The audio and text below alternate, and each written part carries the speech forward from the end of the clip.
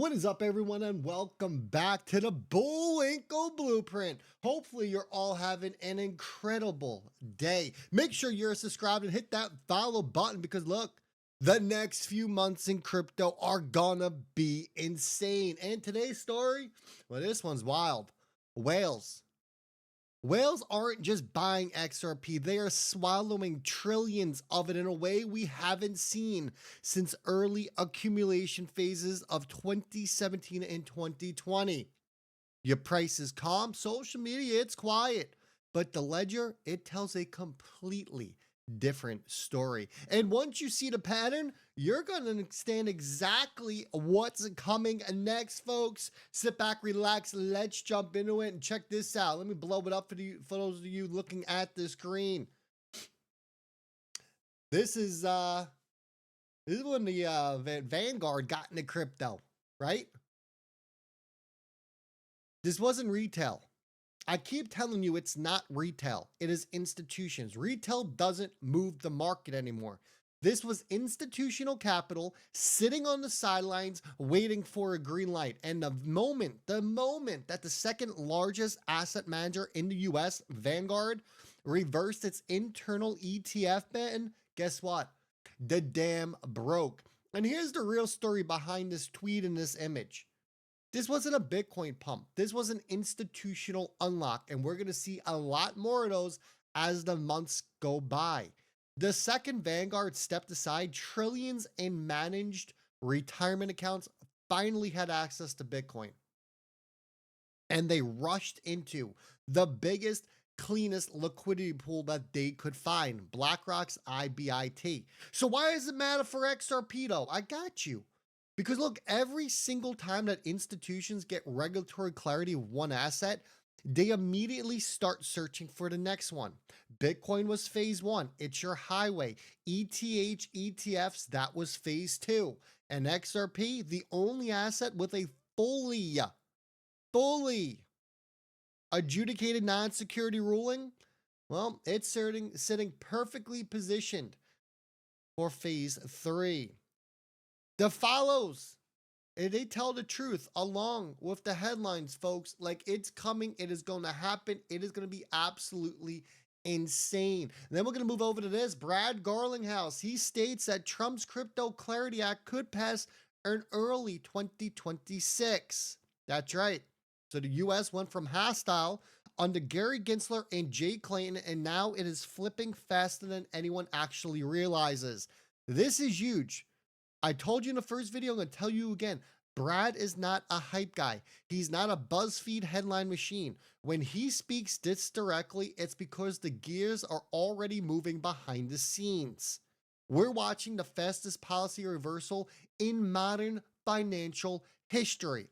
For 5 straight years, the US treated crypto like a virus. They tried to regulate it through enforcement. They tried to suffocate it through innovation. And they try to keep institutions on the sidelines. And then suddenly, practically overnight, everything flipped. Ripple buys G's treasury. Corporate clients worth $10 trillion immediately start asking about stablecoin integrations.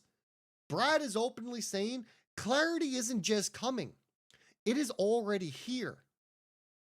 You know what institutions do when clarity hits, right? They accumulate before the crowd realizes what happens. I tell you all the time, institutions front run these markets. This is exactly what we're seeing with XRP right now. Listen up. I think one of the things that Binance has done incredibly well, the numbers that Richard was talking about, 300 million people, they're bringing people into crypto. We all want, there's an echo chamber that we all experience of people in crypto. But the amazing thing about the passionate pioneers that are here in this room is they've been in. We just want that audience to grow. And I think what you're seeing happen in the United States with regulatory clarity, Richard earlier referenced the Genius Act. The Genius Act is regulatory clarity for stablecoins. And you're already seeing more institutional interest in stablecoin payments. Ripple purchased a company called G Treasury recently, which has visibility into over $10 trillion of payments from their corporate customers. And the number of those customers were already, the acquisition closed Monday. The number of those customers that are already approaching us interested in leveraging stablecoins for the flexibility, for better yield, for as a trusted resource is, because of that clarity, people are leaning in. We don't yet have obviously Ripple went through a long lawsuit with the U.S. government, and XRP received regulatory clarity from the federal courts. We have been championing, and I know Team Solana has been championing regulatory clarity for crypto broadly in what is generally called the Clarity Act in the United States. There's still forward momentum on that. I don't think it's going to happen this year, which the President Trump has kind of championed. But I think sometime in the first half of next year we'll see passage of legislation which will continue to unlock. Look, I want to make it very clear. Brad, he knows what's going on behind the scenes, everyone. He's involved in these conversations.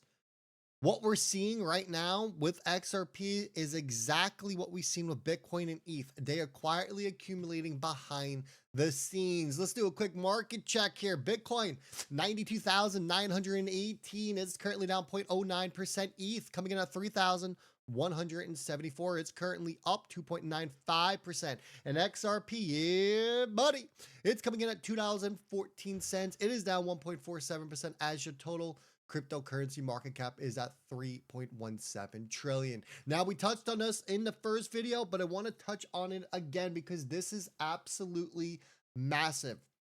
This right here, what you were looking at, XRP ledger velocity. This is telling us that there's real usage here. This is telling us that large players are accumulating. Let me blow this up for you. What you were looking at is real usage, not speculation. This is the part that everyone is underestimating. Velocity is the tell. Velocity is the heartbeat of the XRP ledger. When velocity spikes while your price stays flat, that means one thing: accumulation by large players who are preparing for something. This happened back in 2020, everyone. And everyone slept on it. And they didn't understand what was going on, and they were confused. Right before XRP exploded from 20 cents to nearly $2. That is a 10x move. History, it sure isn't repeating, right? History doesn't repeat itself, right? But it's rhyming. And it's rhyming with bigger numbers and bigger players. I don't know if you noticed, but these ETFs by these four companies, Bitwise, Canary, Grayscale, and Franklin Templeton, they are outperforming every single ETF that is out there. They are breaking all expectations. No one expected them to do as well as they are. We are averaging $43 million per day, which is around 23-ish million XRP being sucked up Monday through Friday like clockwork. That's not retail money. That is institutional money coming in. These are whales stacking. What do you think happens when we get another 3 ETFs from 21 shares, Wisdom Tree, and if CoinShares comes back to the table, we have 7 ETFs now. And we go from an average of 43 million per day to 63 million or even a 50 million. That is just more XRP being sucked up. If it's 20 million a day, that's 100 million a month. That's 400 million a month. Times that by 3, that's 1.2 billion. Folks, XRP gone in 3 months. It's going to get crazy, and that's what the XRP ledger velocity chart is explaining to you. And talking about that, over on xrprightnow.com, where you should be getting all your news from, we got a Japanese public company. They're called Alt Plus. They officially announced that they are adding XRP to its corporate treasury. That's right. This is your first shot in a new global trend. Corporate treasuries are starting to diversify out of pure cash and into a programmable liquid digital asset. Look, Bitcoin started the playbook. There's no ifs, ands, or buts about it. But XRP is the first asset that actually fits the need of a corporate treasury: speed, settlement, liquidity routes, and cross-border utility. This isn't a meme buy. This isn't a marketing stunt, everyone. This is a regulated, listed Japanese corporation making XRP a formal, long-term balance sheet asset. Japan leads every tech adoption. Every time they move first, your other Asian markets follow. This is a very big deal. And then we jump over to this. ETF clients buy over 50 million worth of XRP, bringing the total ETF held net assets at $906 million. It hasn't been 2 weeks. It hasn't been 2 weeks. This thing is going to crush $1 billion, folks. We're about to cross the $1 billion mark. No one's talking about this. This is insane. These ETFs are all brand new. I think only one of the ETFs has been trading for longer than 2 weeks. These aren't gamblers who are getting in. These aren't swing traders. These are funds who are allocating client capital into an asset that they are expected to hold for years. Whales are buying spot. Corporations are buying treasury allocations, and ETFs are scaling inflows. And the retail crowd? They're still freaking arguing on Twitter. Come on, man. When you connect all of these pieces, the institutional unlock, the legal clarity, the velocity spikes, the corporate treasury adoption, and the ETF inflows, it becomes very obvious. This is not a retail-driven cycle. This isn't speculation. This is structured accumulation by players who move markets for a decade at a time. Whales aren't buying millions. They're buying trillions quietly, constantly, and before the crowd decides they're going to wake up. Something massive is loading beneath the surface, and by the time it detonates, the window for cheap XRP, it's going to be gone. Thanks for watching. Hit that thumbs up on your way out and stay tuned. I'll see all y'all in the next one.